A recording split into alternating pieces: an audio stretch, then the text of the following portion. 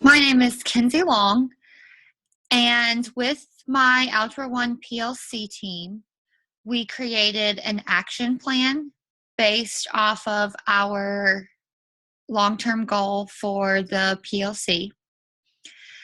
I have created a narrated presentation to share with the administration that discusses the details and implementation of our action plan. So we're going to first start out discussing the importance of the action plan for our PLC. So just a little background information, our Algebra 1 PLC goal is to have an overall pass rate of 90% on our Algebra 1 EOC.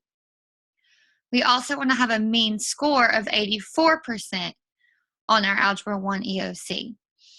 And these goals were created by the PLC at the very beginning of the year in one of our first meetings. And we developed this goal based on the district and school goal for the Algebra 1 EOC scores. So creating an action plan has allowed our PLC to conduct research, create, and implement best practice strategies that are going to help us reach our EOC goal at the end of the school year. Using the action plan to reach our goal will not only increase our Algebra 1 EOC scores, but will also decrease the dropout rate by increasing ninth graders' math skills. And according to research, 26% of students in the United States are considered low performers in mathematics. So our action plan is not only going to reach our end of the year goal, which is to increase our EOC scores, but really overall it's going to increase the math skills in ninth graders, and which will allow them to be more successful in high school and throughout the rest of their career. Okay, so our action plan and really everything we do within our PLC is aligned with our student learning outcomes. So we kind of go back and forth between calling them student learning outcomes and our essential learnings. But the Algebra 1, we have created our essential learnings for each unit based off of the Algebra 1 standards for the state of South Carolina. So we basically kind of see our essential learnings as those non-negotiable for students, meaning, you know, as teachers, we've all agreed that every single student sitting in our classroom, no matter what their circumstance, they will master each essential learning. So every strategy that we've outlined in our action plan, it's aligned with these essential learnings for every unit. Okay, I'll discuss later how the strategies, how we're going to kind of keep up with that data collection process to ensure mastery of each of these essential learnings. Okay, so I've already discussed our long-term goal, but we've also set short-term goals and midterm goals within our PLC.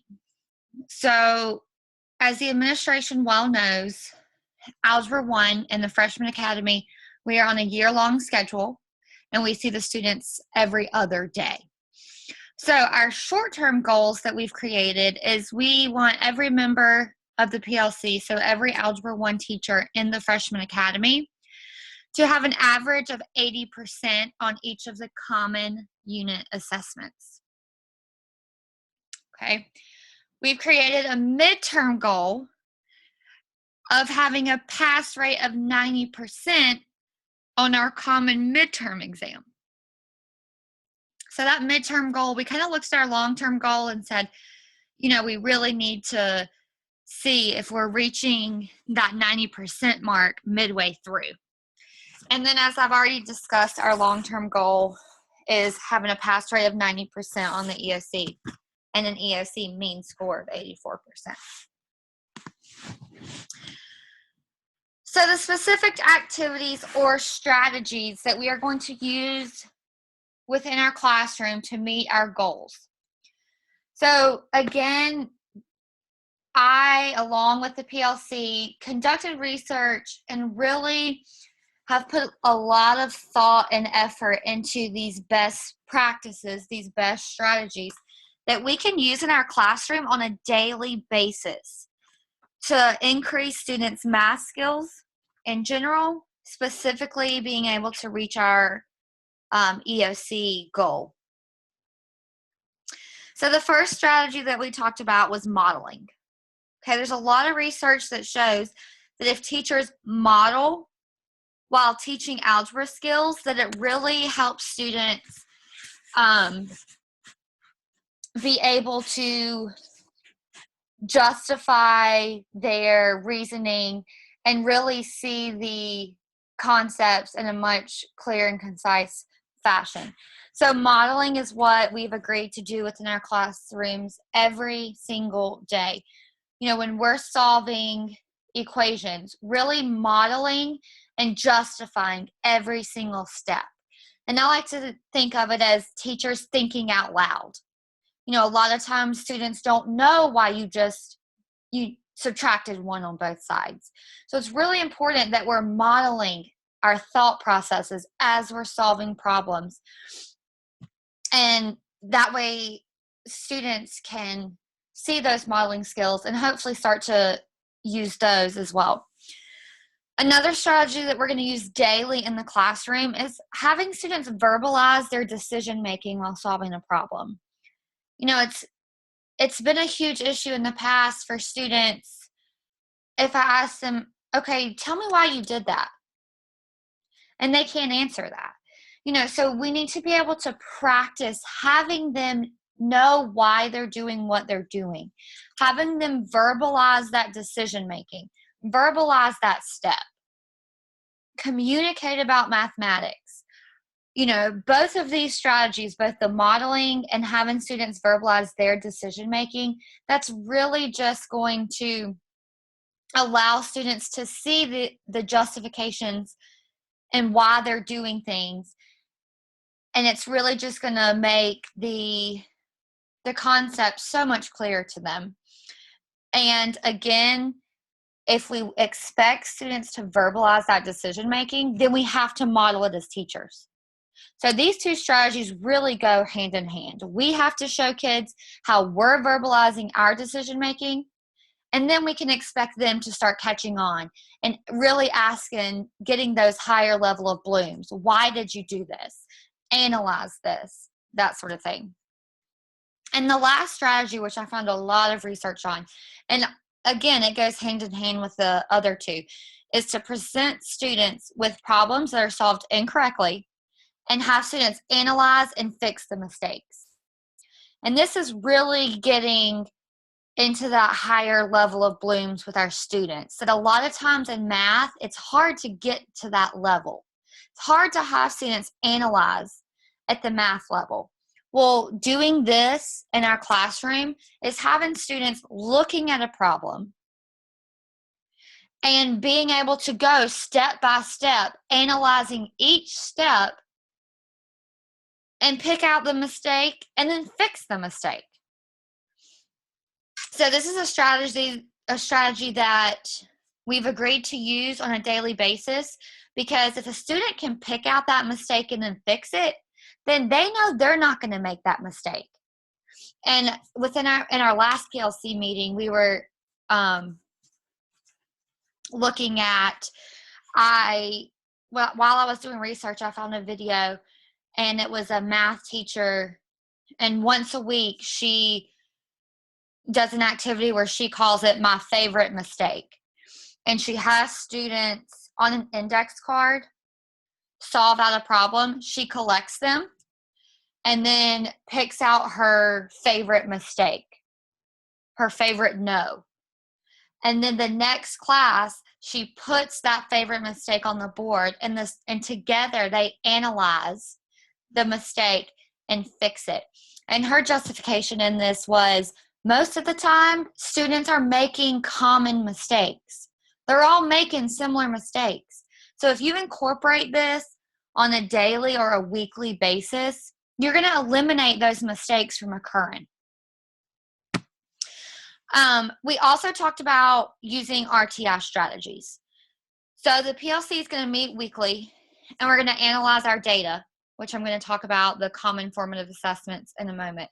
But we're going to analyze our data on a weekly basis. We're going to determine and pick out those students that are struggling. The PLC team is going to meet with those students that are struggling to provide more small group or even one-on-one instruction.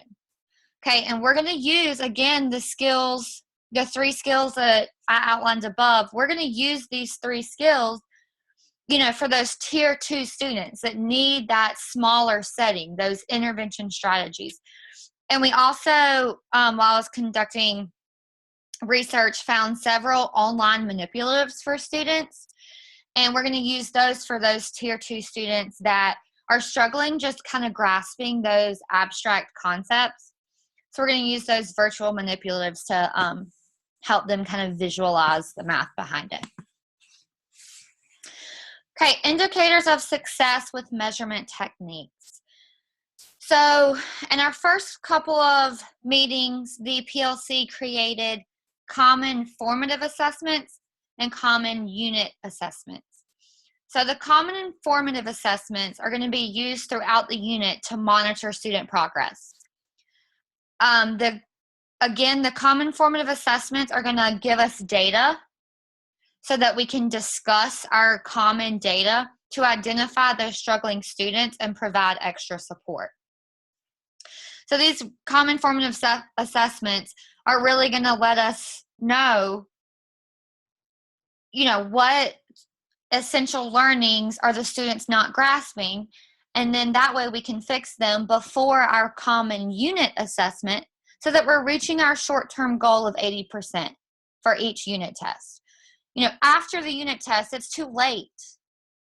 We need to use common formative assessments within our units so that we can pick out those students that are struggling and fix it before the unit test. The PLC also created the common unit assessment so that we could gather data, again, kind of on a bigger scale, more of the whole unit, and provide those necessary interventions. And especially with the unit assessments, the PLC is really going to collaborate and look at that data and analyze it and talk to each other and say, hey, what are you doing that's working? What are you doing that's not working? Can I observe you? Will you help me with this? So those unit assessments are really going to give us the bulk of our data so that we can collaborate and be able to use different strategies. The PLC also created a common midterm assessment. So we will give the midterm assessment midway throughout the year, so around Christmas time. And after the midterm assessment, the PLC is going to analyze the data. And I know I've already talked with the assistant principal. He is going to allow us to have a professional development day where I am going to map out on the backboard every essential learning, and we are going to color code which students have not mastered the essential learnings midway throughout the year. So I'm really excited about all of the data that we will get from the midterm and what we'll be able to analyze and how we'll really be able to identify what specific students have not mastered specific essential learnings. So we'll really be able to pick those people out. The PLC, we've decided we're going to divide and conquer. It's impossible to try to provide one-on-one support, for every struggling student in your classroom. But if we break it up among 4 teachers, it's very, very reasonable. So I'm really excited about the data that we're going to get after the midterm. The roles and responsibilities of the PLC. I am responsible for scheduling and leading each PLC meeting, and really just kind of making sure that we're on task. And if we get off task, get everyone back together. And I'm also going to provide everyone with an agenda for each meeting. Ms. Carpenter is responsible for taking meeting minutes during the meetings. Mr. King's the timekeeper. And Ms. Treadaway and Mr. Griffin are responsible for creating those intervention groups for struggling students. So they're really just the ones that while we're talking about our struggling students, they're just responsible for kind of grouping them so that we can assign teachers to these intervention teams. There's a couple of things within the PLC that all teachers are responsible and expected to do. So all teachers are responsible for giving the common assessments and bringing their data to the PLC meetings. And this was one of the, big things that we talked about at the very first meeting, is this has to be data driven. So we have to get those assessments scored and have the data at the next meeting. All teachers are responsible for participating in the intervention groups to help struggling students. So again, we're going to divide and conquer. We're going to split the students up, and each team member is responsible for participating in these intervention groups. And we're splitting it up so that obviously the same teacher's not doing it every single time. And all teachers are responsible for implementing the best practice strategies that were outlined earlier on a daily basis. So, the formative and summative assessment criteria. So we used, in order to create our common formative assessments, we used the district software Canvas. And the neat thing about creating these common formative quizzes in Canvas is that it gives you the data immediately, and it breaks it down, which question was missed, which student missed, what question, just really breaks that data down. And, that really makes it easier on the teacher because we're not bogged down with, grading all of these common formative assessments. So creating these in Canvas has really been a big help. And it's really going to help us analyze that data easier so that we can provide the Tier 2 intervention strategies and the small group instruction for the struggling students. And again, a big piece within this PLC and within this action plan is we've got to talk to each other. We've got to observe each other. And we have to analyze what's working, what's not. Do we need to change something? So that's a big piece in that as well. And we also created the common unit summative assessment so that they contain a variety of questioning strategies. And we've looked at old EOCs. So we really tried to contain the types of questions that are on the EOC in our unit summative assessments. And again, we're keeping our long-term goal in mind. So the unit assessments are really letting us know, what do we need, where do we need to provide extra support so that we can reach that long-term goal.